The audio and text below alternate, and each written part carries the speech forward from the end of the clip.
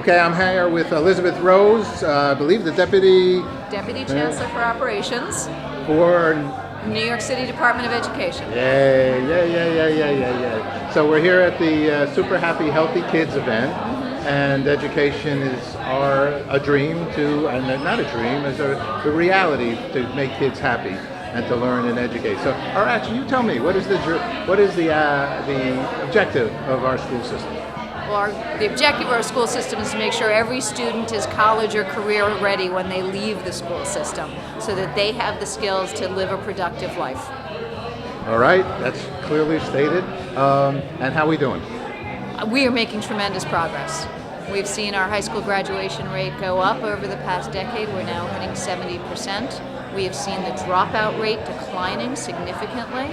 And I think we are seeing real gains in how we're helping students develop the strengths in life, both personal and academic, that they'll be prepared for doing something next. We have something like 1,700 schools, something, is that right? A big number like that? Yes, it is a big number. It's about 1,800, including all of our district schools, our charter schools. It's a good number. So when you come in, have you been with the Board of Education for a while? So I've been with the Department of Education for about 6.5 years. Okay, and is this like a dream job for you? You know, this came out of a real transition in my life. It's not something I ever expected. I spent most of my career in the private sector. But as I got involved in issues with the department, as a parent, I became more and more interested. And I ultimately found that the work that I was doing with the DOE was far more interesting than my private sector life. And so I talked to some folks there, and they eventually hired me for a planning job as Director of Planning for Manhattan. And I've simply gone from interesting project and assignment to another more interesting project and assignment at the DOE. And I was the Chief of Staff to the former Deputy Chancellor for Operations for 2.5 years until she could no longer continue and retired.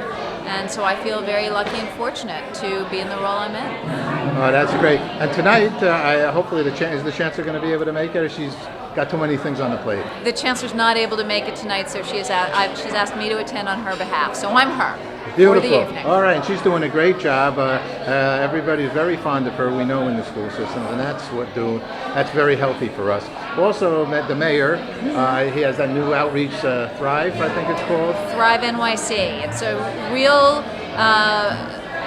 cross-agency and cross-multiple initiative effort to really bring mental health to the fore throughout the city. And we have a number of initiatives within the Department of Education, because we do recognize that a child's ability to succeed is not only academic, it's also social-emotional. And mental health is a real issue for many of our students, particularly students living with poverty, living with trauma, living in difficult circumstances. And so we have a number of initiatives that we hope will make a real difference for them. But the good news, since we looked into the Thrive and what's going on, once again, we love to focus on the positive in the sense that I think it's like 8%. The numbers are small relative to the 100% of children that are having a harder time. So we're lucky in that way. But what's very nice is that you're concerned about the abuse, misuse, and unfortunate situations that children have to go through. One of the toughest parts of this job is that I have become so much more aware of all of the issues that children face in this city and how much more we can do to help and support them. You're beautiful. All right, last two quick questions. What's good news for you?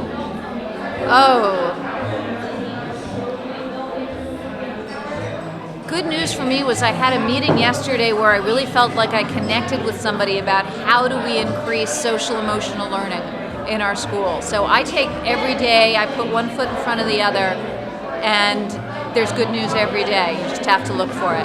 Last question, because since we're so involved with the International Day of Peace, which is on September 21st, actually, our good friend Borough President Gale Brewer and Adams, Borough President, and have all given us proclamations to celebrate the International Day of Peace. and we do something in Central Park, in Times Square, blah, blah, blah. The main thing is for children. So I've asked thousands of people, what does peace mean to them? What does peace mean to you?